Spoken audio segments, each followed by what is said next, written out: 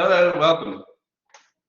Uh, by now you know who I am. My name is Dr. Michael Hennings, and this is Anatomy 2.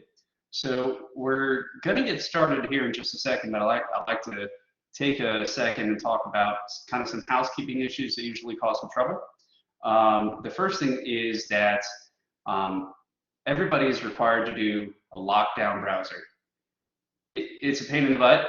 Some of you have Chromebooks or MacBooks, and sometimes there are some hiccups along the way.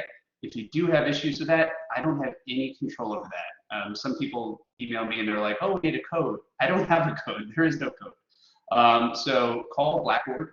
The Blackboard helpline is on your homepage, and give them a call, and usually they're able to walk you through it. Second thing is discussions. Discussions, for some reason, are like a really big hurdle, and they should be the easiest thing that you do. So the first thing we're going to do is we need to do 3 posts. Your first post is an original post that you choose based on the materials that are provided for you. So there's a list of, I don't know, 20 topics per week, and you're supposed to choose one of those topics.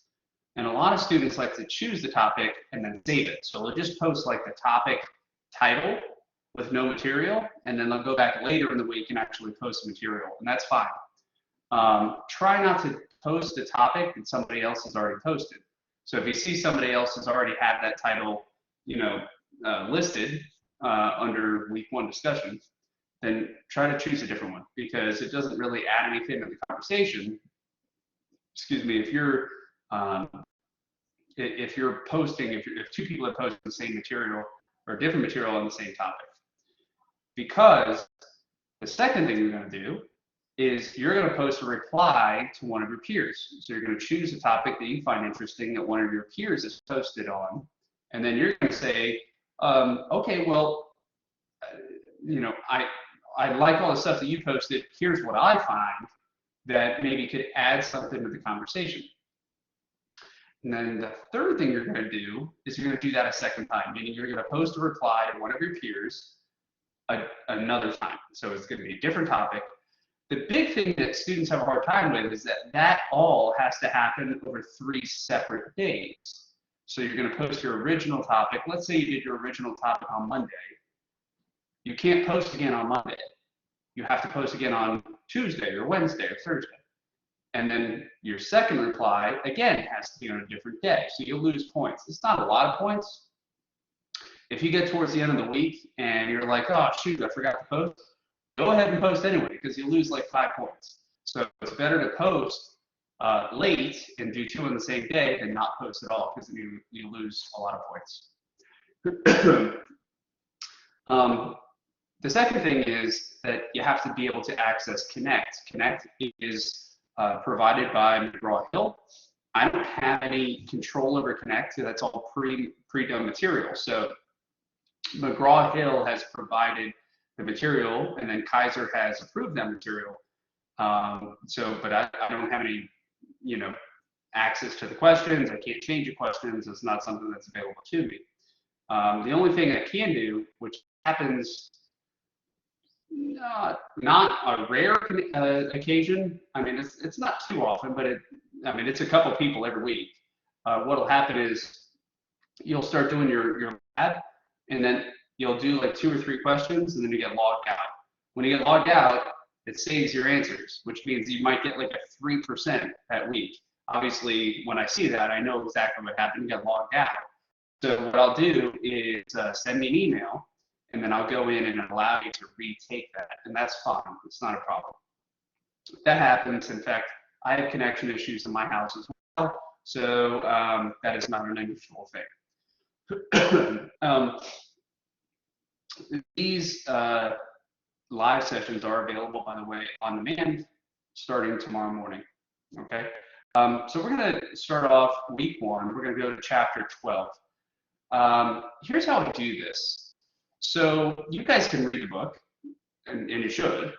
You guys can do the labs. You guys can see all the material that's provided. You guys can read the PowerPoints. So there's really no benefit for me to go through and do that, because we've got a lot of material to cover in a very short period of time. So what I like to do is I have gone through, after doing this time and time again, I've chosen slides that, or topics rather, that I have something to bring to the table. So either I knew a clinical case that I've worked on, or some sort of research that I've published, or that I've seen patients that have had these particular conditions, and that maybe I can offer something that would help you either remember it or learn more about it. So anecdotal stuff. So we're not going to cover everything. That's totally unrealistic because there's, I don't know, hundreds of slides. There's what, 400 slides in week one or something like that. So that's not realistic. So let's get started on chapter 12. We're going to open up on slide number 19. I'm going to apologize. For some reason, if you're in South Florida, you know that it's recently fall, like in the last 3-4 days, the fall has arrived. Well, apparently when fall has arrived, my allergies are going nuts right now, so I'm having a bit of an allergy attack. All right, so let's go to slide number 19 on chapter 12. You're going to see me zooming in and out, like from my camera to the screen, because something happened last week where I was seeing something different on my screen than the students were seeing on their end. So just to be sure that that does not happen, I'm going to go ahead and go back and forth. So let's start off with, we're talking about neurology to open up. And this is by far and away my favorite subject. So I have a board certification in neurology, which means I work on entirely neurological conditions. So this is easily my favorite of all the different topics, because neurology is very fascinating stuff. So what I like to do is talk about some general stuff, and then maybe we could get a chance later on to talk about some more specifics. The first thing is that when we talk about neurology, we're always talking about nerves, because that's what neurology is. It's the study of the nervous system. But nerves are a tissue. What does that mean? Well, tissues are, by definition, groups of cells that have a similar function. So a neuron is actually a cell, but a nerve is a group of cells, and along with other cells called neuroglia, they make up a tissue. So when we say this nerve goes here and this nerve goes here, well, that's a nerve, but that's not a neuron. So different nerves can be made up of different types of neurons, and each of those individual neurons can have a different function. So we're going to talk a little bit about a neuron. A neuron is a cell, again, just like other cells. So when you went through biology, which I'm sure you all did, you learned about cells in general. We learned that almost all cells, really all cells, have similar general properties. They all have a nucleus, they have a cell membrane in animal cells, they have organelles. All of those organelles are present in a neuron. So a neuron has peroxisomes, they have Golgi bodies and things like that. But there's some very unique properties to neurons. Let's talk about those. In what I guess anatomy 1, I think, is when we actually learn about what each of those organelles do, the different individual things that make up a cell. So let's talk about what makes a neuron different than other cells. So the first thing is neurons are very asymmetrical. They have a kind of a body called the neurosoma on one side, and then there's a long axon, and that's what you see that red arrow there kind of pointing down the axon. The reason that arrow points one directional is that that axon is going to send information one direction. There is no reverse, which means the information cannot travel the opposite direction. So the neurosoma, soma means body. So what you're seeing kind of in the beige area here with all the tree branches coming off of it, that is the neurosoma. So the neurosoma is where the nucleus is. And you'll remember, hopefully, from anatomy 1, that the nucleus is where all the DNA is held. We know that the nucleus The DNA cannot leave the nucleus. It's not possible. So you need messenger RNA to copy the DNA and then take it out of the nucleus so that you can take that information and actually do something with it. So that's what messenger RNA does. Inside the nucleus is a nucleolus, and hopefully you remember from biology or cell biology or anatomy 1 that the nucleolus is where ribosomes are made. Ribosomes are made out of ribosomal RNA, and ribosomes are where proteins are produced based on the information from the DNA, which is translated by messenger RNA. All the other organelles like Golgi bodies and endoplasmic reticula, stuff like that, is held in the neurosoma. Let's talk about those tree branch things that are kind of outside the soma itself, outside the cell body, and those are called dendrites. Dendrites are like little antennae that receive information from outside the cell, from outside the neuron. Now, where does that information come from? Well, it depends on where the neuron is. So sometimes those dendrites will receive information from little receptors in the skin. So they might be touch receptors, and then those touch receptors activate this neuron, and that signal makes its way up to the brain. So if you touch your face, the little sensors in your face, skin, will activate neurons, and it'll tell your brain that your face is being touched. Sometimes they're pain receptors.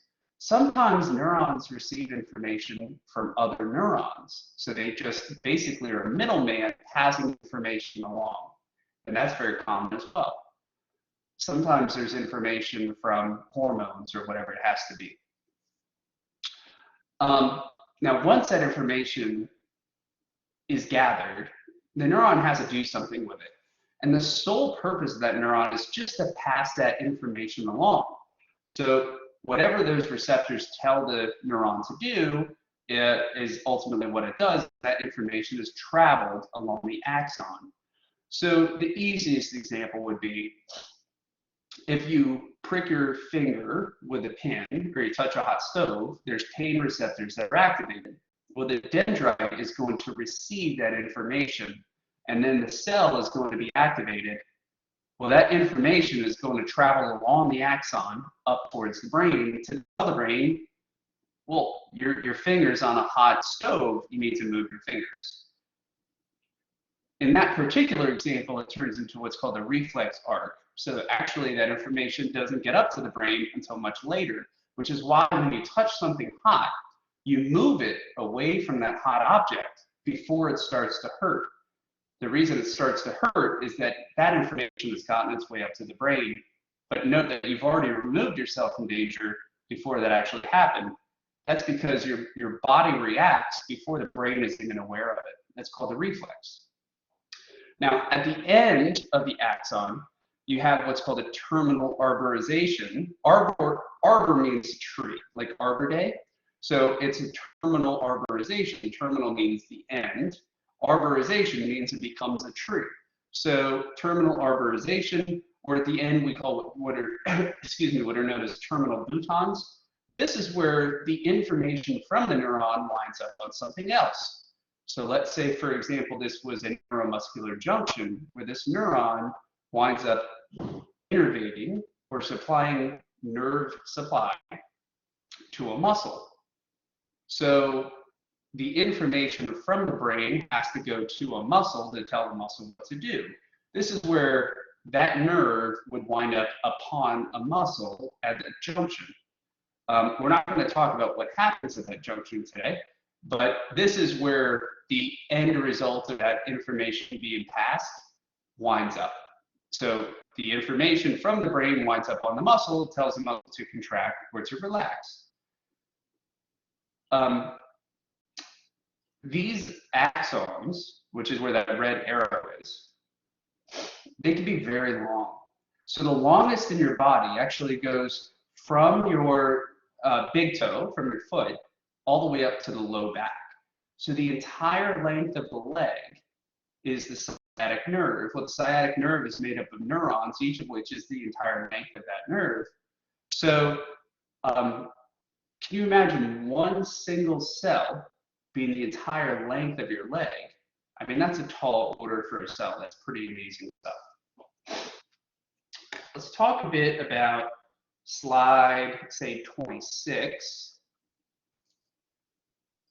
We'll talk about glial cells. Glial cells historically have gotten kind of a unappreciated kind of shake. And what I mean by that is that historically, we've talked a lot about neurons and a lot about the nervous system. And we usually have like one sentence in the textbook that says, oh, by the way, there's these cells called glial cells, which are also called neuroglia. And oh yeah, by the way, they're there and they just kind of glue the system together and they're all really cool. And then we go on to the next slide. But what we've learned is that they're way, way more important than that. And that's fairly recent. In fact, when I was an undergrad, that's pretty much what I learned. I said, I was taught, oh yeah, by the way, there's glial cells. That's great. Let's move on. But what we know now, and the research, even since I was an undergrad, has gotten like leaps and bounds into what these glial cells are. So there are different types of glial cells. Glia, by the way, the word means glue, which is exactly what we were taught when I was younger. We said that these are the cells that glue neurons together. They glue the nervous system together. But in fact, there are a lot more than that. There are different types of glial cells, and each of them has their own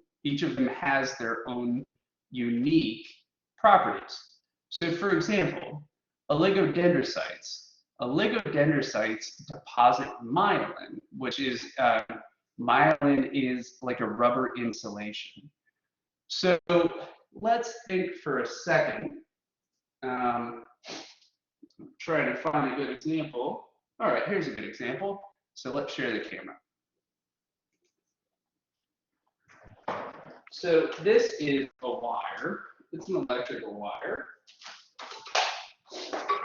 Okay, so that's an electrical wire.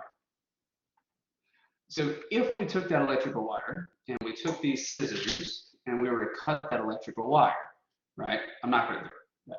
But if I were to cut that electrical wire, you know that that would not be a single wire inside there. What you have is a bundle of red wires and a bundle of green wires and a bundle of white wires. It might be black. So anyway, so there's three different, so you have a negative, a positive, and a ground, and each one of those wires is made up of smaller bundles of wires. Well, nerves are exactly the same. Nerves are bundles of wires inside of bundles of wires. Okay, each of those wires in a nerve is a neuron. And they're made of, each of those bundles is called a fascicle, but all of them are like covered in this rubber insulation. Now, let's say this was the wire that goes to your television or your computer screen. Let's say you stripped off that insulation, but it's still plugged in, it's still working. Well, what do you think would happen to the reception of your television if the cable that went into the television was stripped? You would get like a fuzzy picture. Well, why would that happen? It would happen because inside this room, all over this room, is electrical activity. There's electrical activity from the light. There's electrical activity from the sun, which is nighttime anyway. There's electrical activity from my body.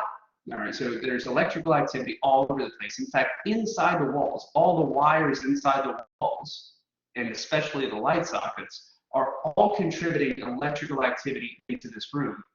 If I were to strip that insulation off of this and then plug it into my TV, I'm going to get a fuzzy picture because the wires inside there they're not insulated, which means they're going to be receiving electrical activity from all the ambient electrical activity inside this room.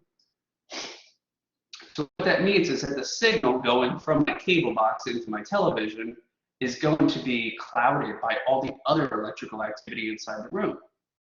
So the reason that they put that insulation there is not just for safety, It's actually to prevent the electrical activity from the remainder of the world getting into those wires and making its way into the television.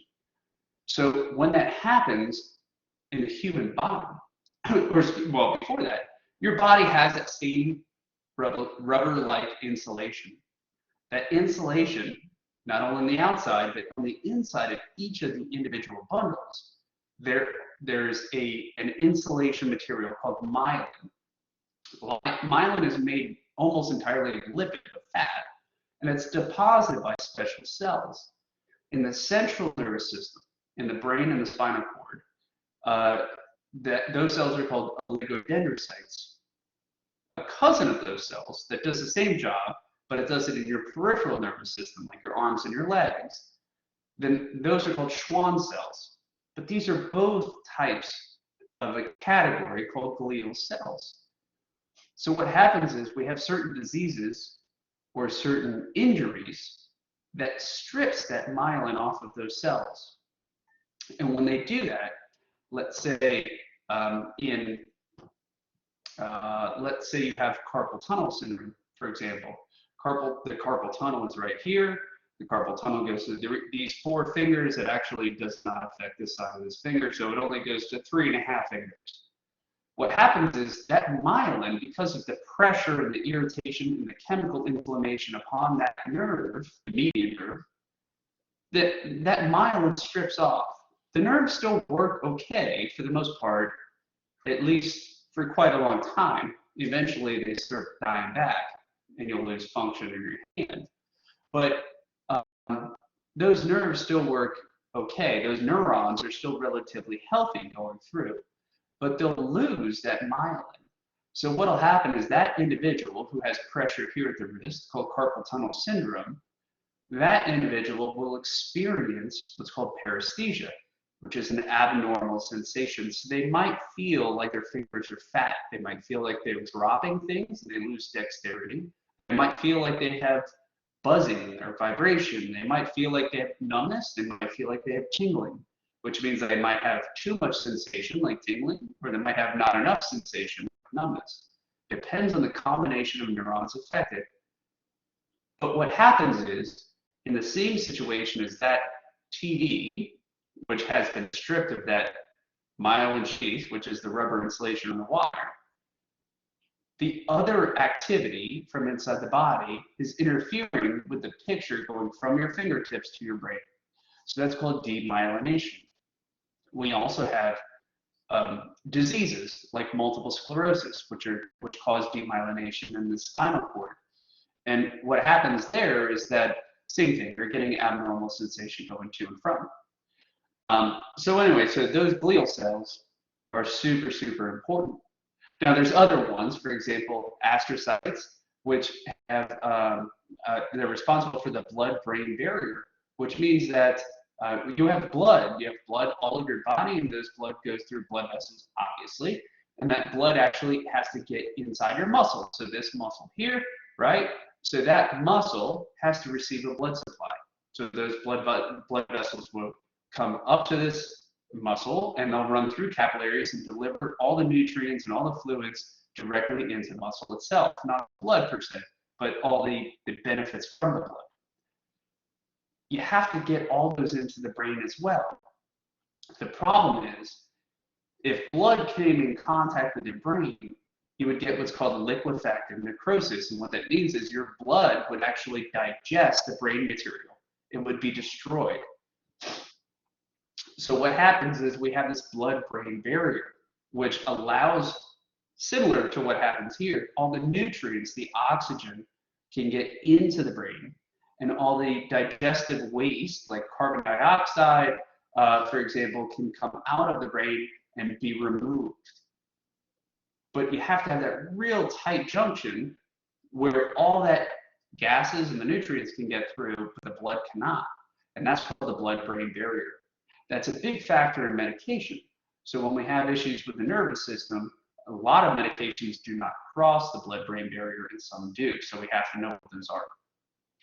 And there's other ones. I mean, there's lots of other ones. But those are just a couple of examples of glial cells. And you can imagine how important they are, and yet we just kind of glaze over them very quickly. let's talk a bit about kind of macro anatomy of the nervous system. So we're going to go to chapter 13 and slide number 7. So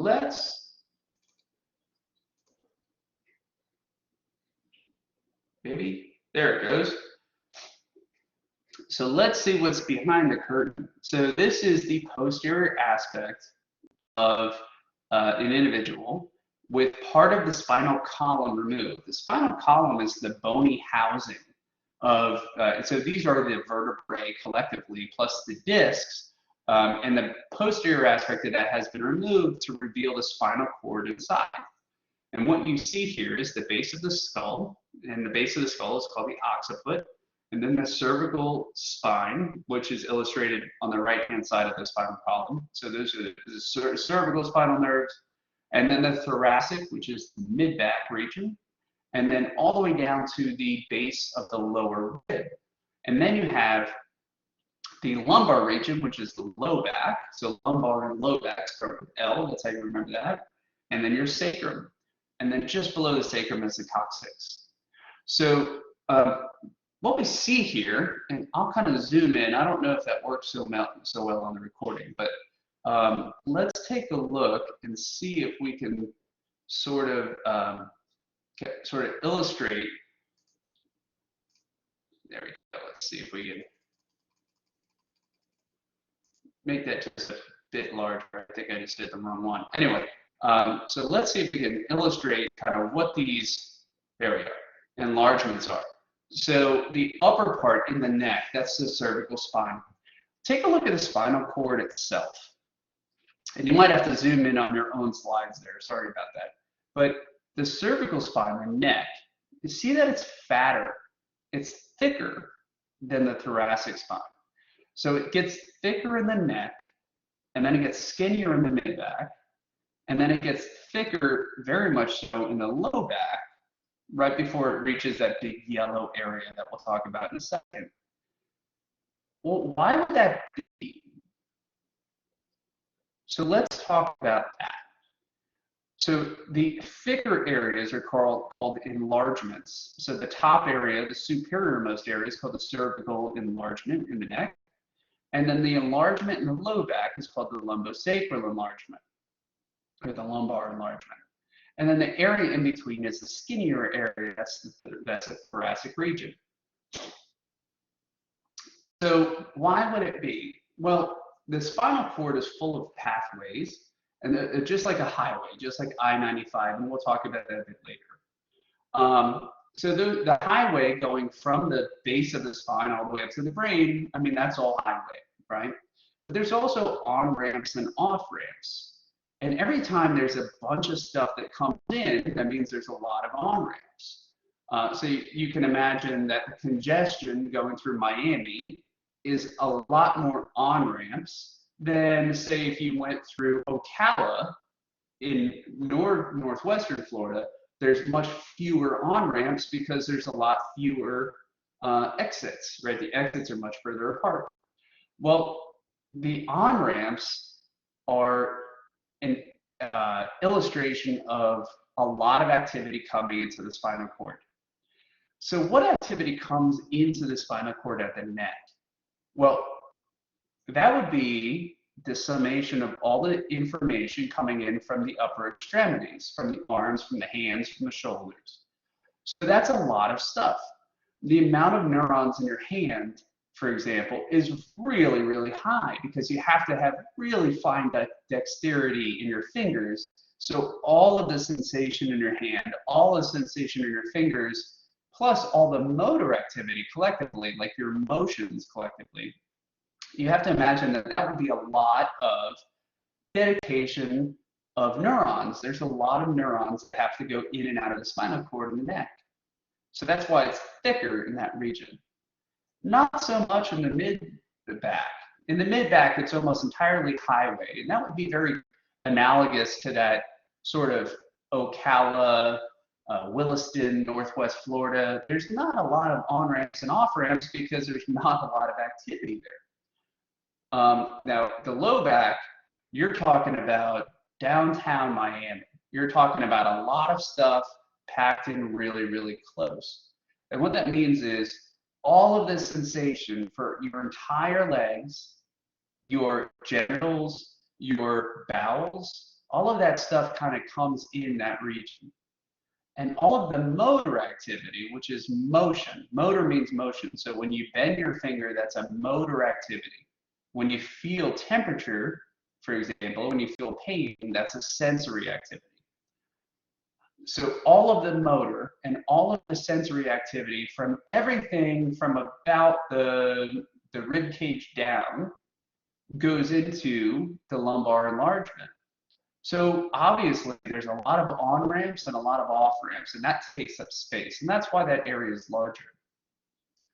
Take a look, kind of interesting, take a look at the yellow area that's inferior to the lumbosacral enlargement. So just inferior to about L1 or L2.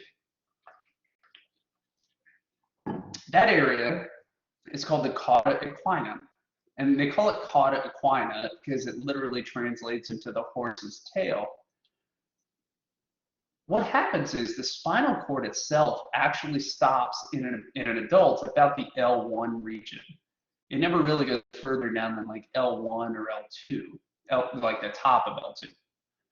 In a kid, they go down to like L3, but as we grow and we get taller, the spinal cord actually gets a bit shorter compared to the rest of the spine. So we have to have extensions of the spinal cord that drop down, and those are the very long spinal nerves, and they travel quite a bit of distance inside the spinal column until they leave the spinal column. So those are extension, those are the actual spinal nerves that turn into the sciatic nerve, and the femoral nerve, and all these other big nerves in the plexus, in the belly, right? Basically in the pelvis. So these are actually not spinal cord; they're actually individual nerves. Well, we're going to talk a little bit later about epidural injections, and we're going to talk a little bit about spinal taps. And this is why we do them in the lumbar spine, because these nerves don't take up nearly as much space. So you have a bigger space with a lot less activity in the lumbar spine compared to the cervical spine, which is almost entirely comprised of spinal cord. Let's talk a little bit more about that.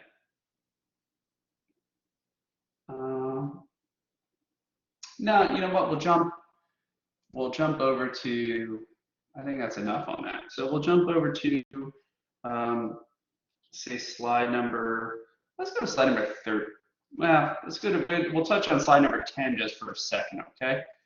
So slide number 10. Come on now.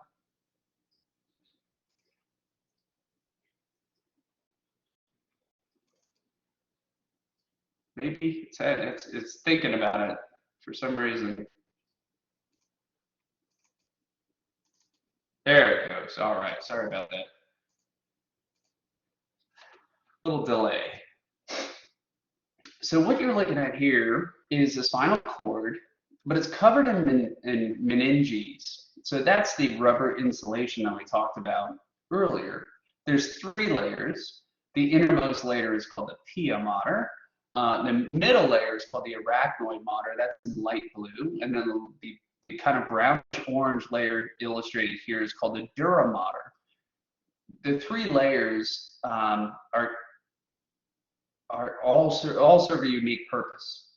The pia mater is really intimately connected to the spinal cord itself.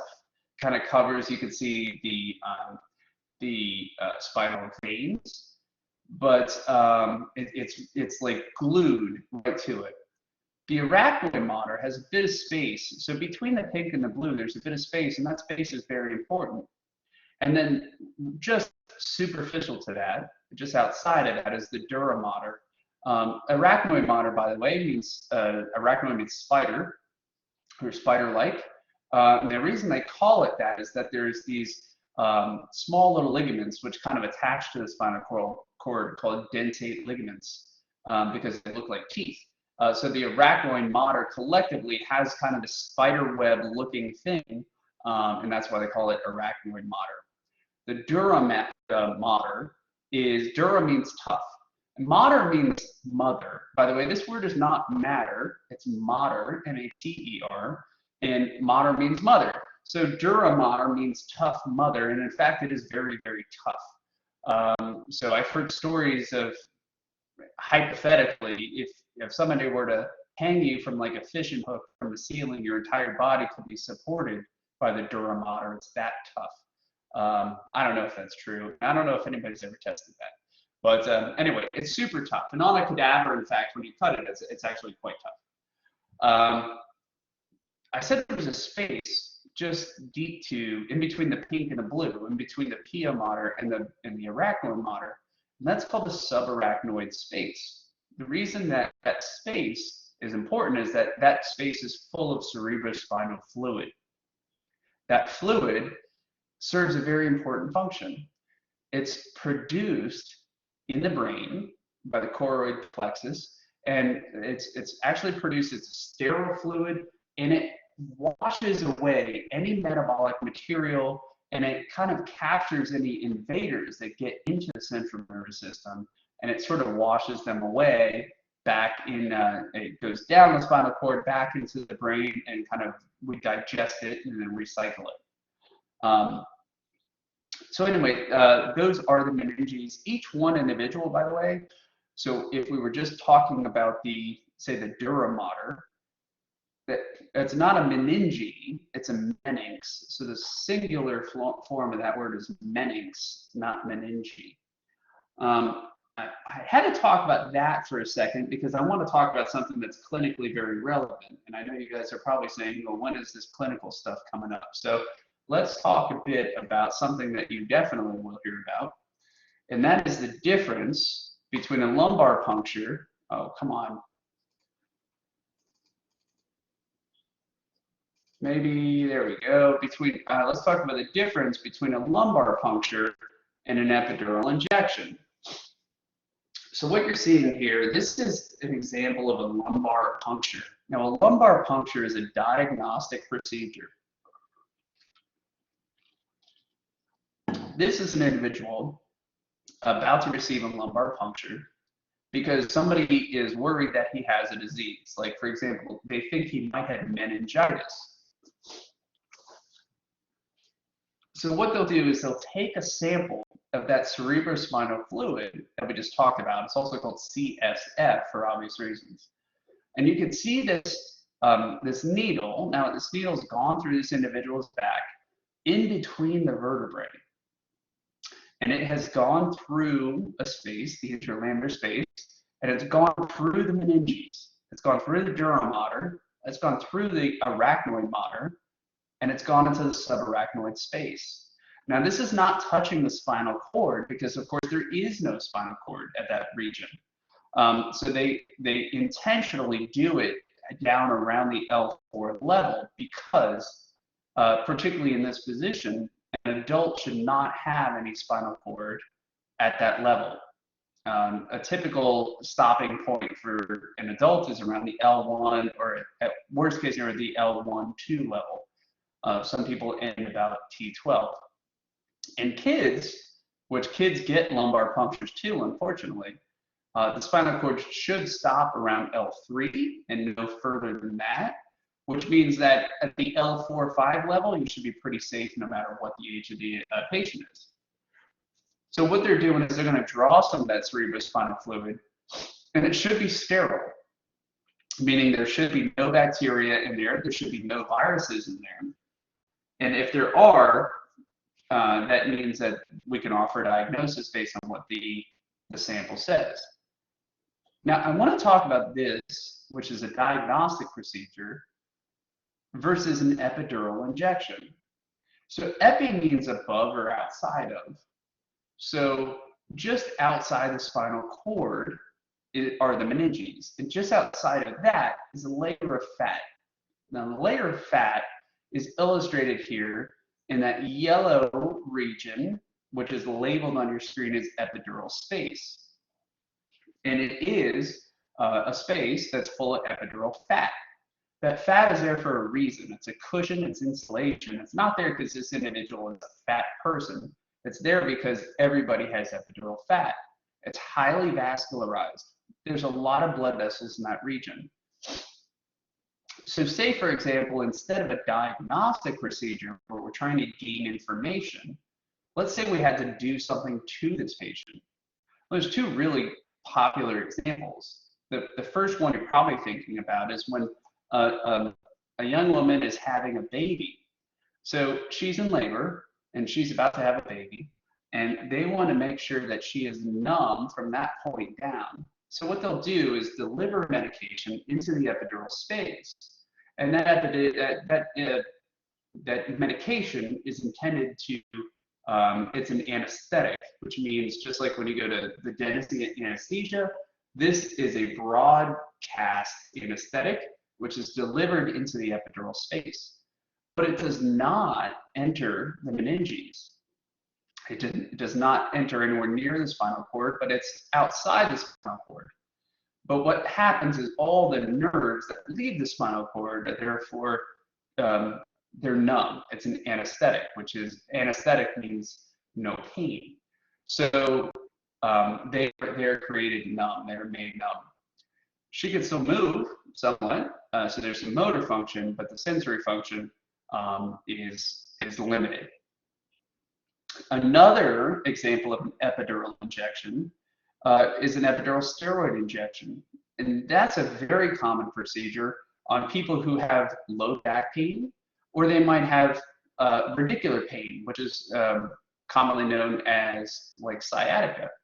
So what they'll do is, instead of an anesthetic, which is going to make that person numb from the belly button down, they'll deliver a steroid injection, which they don't become numb, but instead they deliver a steroid to lower the inflammation to get everything to calm down.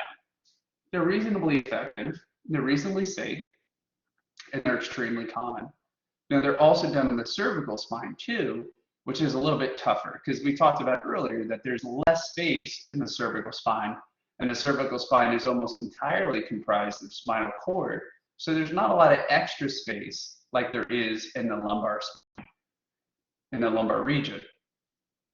When I say that, it's comparatively. There's still not a lot of space in the lumbar spine, but compared to the cervical spine, there's comparatively more space. Let's talk a bit about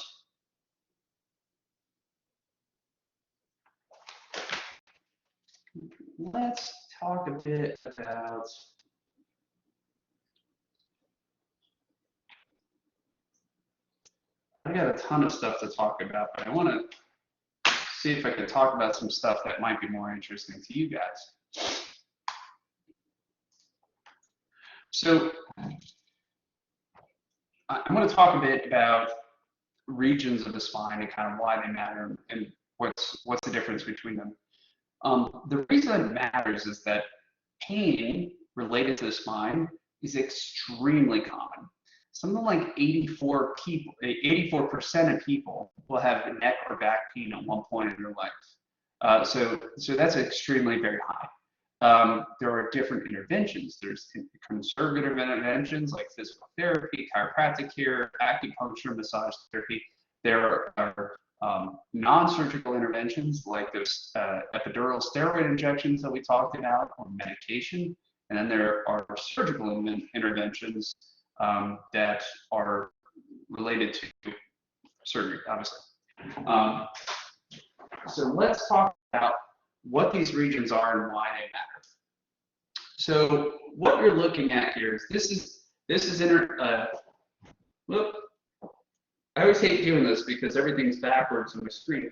So what you're looking at here is this is an individual who is looking directly at the camera. So this is the pelvis, and you can feel this on yourself. These are the ilia, and your ilia are what we call our hips. So when you put your hands on your hips, you're actually touching your pelvis, not your hip itself. The hip itself actually goes into the acetabulum, which is part of the hip, and that is the top of the femur, the femoral head.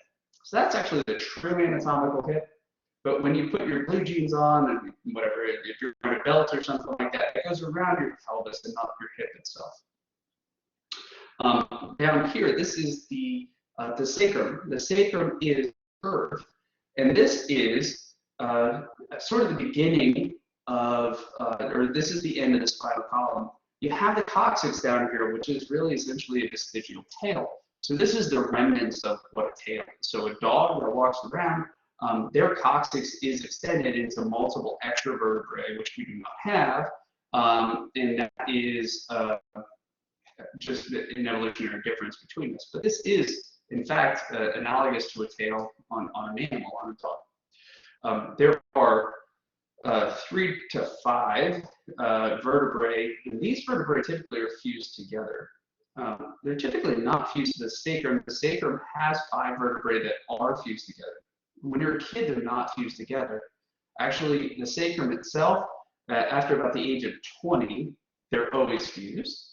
And the sacrum, or the coccyx rather, may not fuse even until about the age of 30, usually prior to that. The lumbar vertebrae, this is the low back. This is extremely common source of pain. What you see here is that each of these white individuals, these are bones called vertebrae, and then the soft tissue in between these are discs. Now, in between that, each of these discs, let's see if we can find a better picture of that.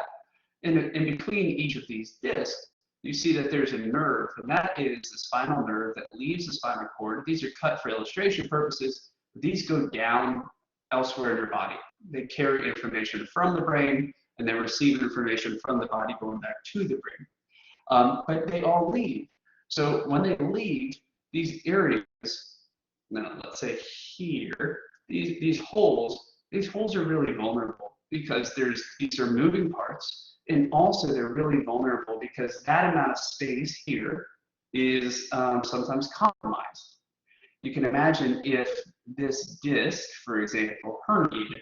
Well, that's really analogous, kind of on a simplistic level, if you had a jelly donut and the jelly's coming out of the donut. Well, when that happens, when the jelly comes out of the donut, it always goes kind of into this region. So that jelly goes out of the donut and comes into this region, it takes up space, and therefore that hole gets smaller. Well, when that hole gets smaller, these spinal nerves are encroached upon, and they really don't like that. What else happens to that region? Well, sometimes we get osteophytes, we get bone spurs that take up space in that region. We have ligaments, a lot of ligaments in that region. Those ligaments take up space. So collectively, that's called foraminal stenosis.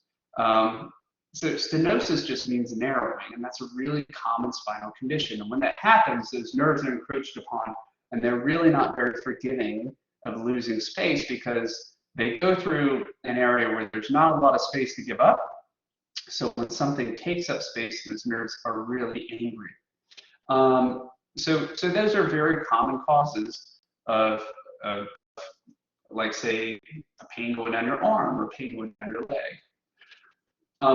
We talked about epidural injections, and we can sort of illustrate what that looks like on the model, just kind of briefly. So this would be the back of the individual. These are spinous processes here, and if you look at, say, a skinny kid walking on the beach, say like my kids, when they bend over, because they're real skinny, when they bend over the beach, you can actually see each of these bumps on their spinal column. So anyway, so those are spinous processes, and they're, especially in the mid-back, they're very close to the surface of the skin. So on an epidural injection, there's 2 methods, in case you're ever wondering, and this is something clinically that you'll see it. Or if you don't see it clinically, based on what you want to do, you'll definitely see it from your friends or neighbors or family members. So an epidural injection is just a needle, just kind of like this, right? And it goes in between the vertebrae. It's right on that side. It goes in between, so this would be a translaminar injection that way, And again, that just goes into the epidural fat, or sometimes it'll actually come through, called a transforaminal injection. And they'll do an injection and put a needle right down in there and deliver that medication. Cervical spine, we're going to kind of leave off on this. Cervical spine obviously is the neck. This would be the base of the skull right here. Cervical spine is unique because we have this red structure here. This red structure, those are vertebral arteries. They're arteries that actually live within the spinal housing itself, which is pretty great. So you have these nerves kind of going through. They live inside the bones. So when you turn your head, each of those arteries twist and port inside there. They're actually permanently housed inside the bone itself. Now, each of them have an opening. Each of the cervical vertebrae have a special opening so that they are allowed to pass through the inside of the neck. Sometimes they can have issues, but each time you turn your head, believe it or not, one of those arteries turns off. If you turn all the way that way, one of those arteries is going to turn off and one's going to keep flowing. So that's pretty interesting stuff. These are the back of the brain, back in here to the cerebellum. The posterior circulation, the posterior third of the brain is innervated by these. The remaining goes through the cerebral arteries. Sorry. Anyway, not the cerebral arteries. So the take-home point is that we see a lot of spinal stuff. The spinal cord is obviously a very, very important structure, and there's a lot of other stuff that you guys have to study, but I felt that maybe it was good to just kind of take a little time for that stuff because you'll definitely see it in clinical, clinical life, or at least you'll see it. Your friends and neighbors will have, some stuff going on there. So if you, I'll leave you on this point. If you have questions, there's two ways that are best to get a hold of me. If you go to discussions, there's an ask questions tab under discussions, and I'll get back to you that way. Or the other way is just to email me. My email is all over all over the website. So I think that's it. So let's call it a day. If you have any questions, give me 24 hours to get back to you because I see patients all day long. And I try to get back to, sort of in downtimes, I'll get back to it. If not, definitely every night I'm usually around here. So I want to say that I appreciate very much that you guys are on me part of your education. And I hope it helps. So you guys remember Sunday at midnight, that's your deadline for week 1 and every week thereafter. Thanks very much, and we'll call it a night.